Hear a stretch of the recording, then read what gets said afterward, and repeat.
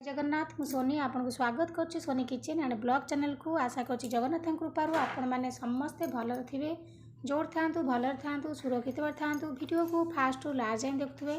जदि पसंद आसला गोटे लाइक करेंगे, फ्रेंड सहित सेयार करेंगे और चैनल जब नुआ अच्छा चैनल गोटे सब्सक्राइब करने। तो डेरी नक चैनल स्टार्ट करवा। आज टिप्स अच्छी आपणकर आंठू कला, हाथ कहूणी कला, बेक कला, काखतल कला आम केमती अति सहज उपाय छड़े पार। कला जाक जो जमी जमी रही जाए जब आम न छड़ेबा नेग्लेक्ट करवा ताले कला जाक बेसी गाड्डा हो जाए, लास्ट को बहुत मात्रा कला हो जाए, बिल्कुल छाड़ी न थाए। आमको डॉक्टर भी देखा पड़ता है तथा से कला छाड़ेनी, तो बहुत कष्ट होता है छड़ाई। तो पिला देह तो विशेषकर देखा जाए। तो चलते आम केमी घर उपाय माने सब जिन आप घर पाइबे नेचुरल जिनस जाक कौन साइड इफेक्ट ना, आपंकर स्किन को किसी बैड इफेक्ट पकेबनी। तो चलते स्टार्ट करवा। तो देखो प्रथम जिनसा मुझे शैम्पू आपड़ जेको शैम्पू नहीं पारे, क्लिनिक प्लस हो डव हो जेको शैम्पू आप नहीं पारे। तो चलते आगे प्रथम आम नहीं जावा शैम्पू टी। तो देखो ये मुझे शैम्पू नहीं जाऊँगी। तो शैम्पू आप रेमेडी जो प्रस्तुत कर देखी आपन को अल्प अल्प जिनस ने जस्ट आप बेसी सबुआड़े लगेबार अच्छी ताले आप परिमाणटा बेसी करदे। शैम्पू कौन कर आम सब जिनस को क्लीन करे, शैम्पू आम सफा कर सब जिनस को, से आमको शैम्पू दरकार अच्छी। तो तापर देखो ये नहीं जाऊँगी कोलगेट पेस्ट जो पुराना बहुत माने बहुत दिन जमी थी पुराना मैला को सब बाहर करे कोलगेट पेस्ट। आपड़ कोलगेट पेस्ट ये धला वाला ही नेबे, अलग पेस्ट नेबेनी, कहीं कोलगेट पेस्टर जो व्हाइट वालाटा ही बहुत भल काम करे। जिते पुराना मैला हो आपणकर स्किन रो सब बाहर कर यही पेस्ट। तो तापर देखो ये नहीं टमाटो आप ने पूरा लाल पाचिला टमाटो। तो आमको दरकार अच्छी टी टमाटर रस आपन कोरिकी भल भाव में छाणिकी रस नहीं पारे ना। यही भाव में मुझे चिपुड़ी ता रस टी काढ़ नौ। देखो केते सुंदर भाव में बाहरी पड़ी, किसी भी बाहर बढ़िया से रस पड़े आसो। तो ये रस आपणकर स्किन को ग्लो कर, स्किन मैला बाहर कर। देखो ये नहीं गली टमाटो रस, तो शैम्पू कोलगेट पेस्ट ता सहित नहीं गली टमाटो रस।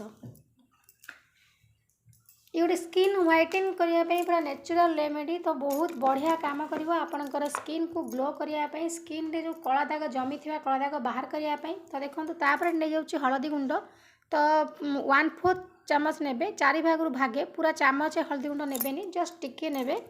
तो देखो ये मुझे सब जाक जिनस नहीं सारे आउ गोटे जिनस आड करना। ये नौची खाइबा सोडा, बेकिंग सोडा जोटा आम खाइबापी व्यवहार करती। तो से सोडा नहीं जीव, से खाइबा सोडा आपणकर स्किन रो सब मैला को बाहर करने हेल्प कर। तो ये गोटे बहुत सुंदर रेमेडी मैं आपको देखुची, पूरा रामबाण भाई काम कर आपणकर स्किन रे जमी थी मैला को बाहर करने। तो सब जाक जिनस ये मुझे नहीं गली, नहीं सारापर आप हाथ में हो कि चामच साहाଯ୍य हो ताको भल से मिसई ने।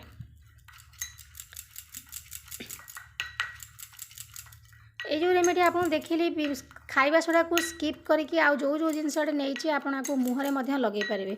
शैम्पू, हलदी गुंड, टमाटर रस ये सब जाक आपणकर मुहरे लगे पारे। तो देखो ये मुझे भल भाव में आपको मिसई नहीं गली। मिसई सारापर आपणकर जो कहूणी जगह, आंठू जगह और बेक तल जो कला पड़ी, तो सही जगार आपको आप भल भाव में लगातु। देखिए स्किन केते सुंदर ग्लो कर, मैला जाक सब बाहर कर, जो कला दाग होता है सब जाक कला दाग छाड़ीज। तो ये देखो मुझे आपन को मो हाथ में लगे देखुची। आप भाव में आपणकर जो जगार सब कला होती, तो सही जगार आप भल भाव में लगे नियंतु।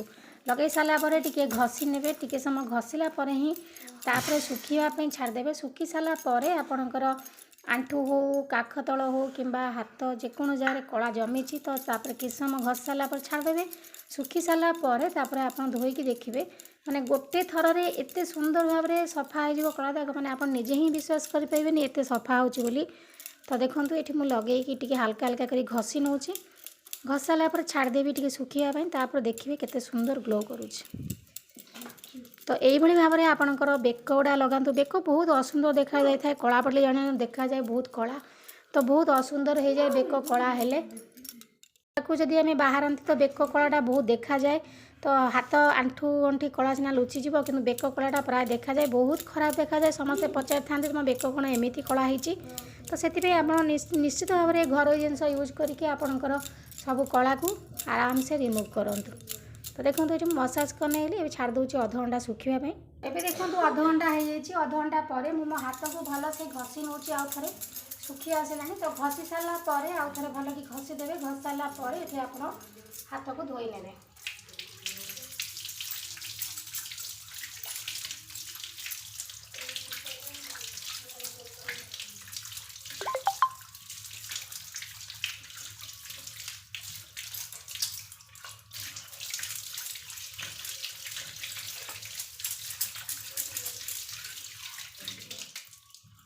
देखो ये मुझे धोई नहीं मो हाथ को। आप दुईटा जाक हाथ को नहीं देखला पर ही फरक जानीपे। तो देखो गोटे हाथ मुझे लगे थी ये हाथ में लेफ्ट हैंड रे तो केते सुंदर भाव में ग्लो करुच्ची देखो।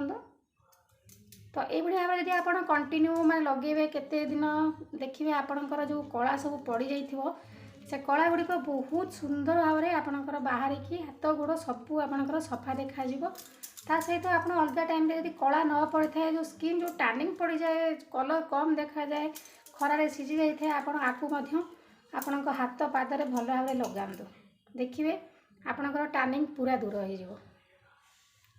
तो आशा करछि आज वीडियो आपन को पसंद आसथिबो। यदि पसंद आसथे गोटे लाइक करेंगे, फ्रेंड सहित शेयर करेंगे और चैनल जब नुआ अच्छा चैनल गोटे सब्सक्राइब करने।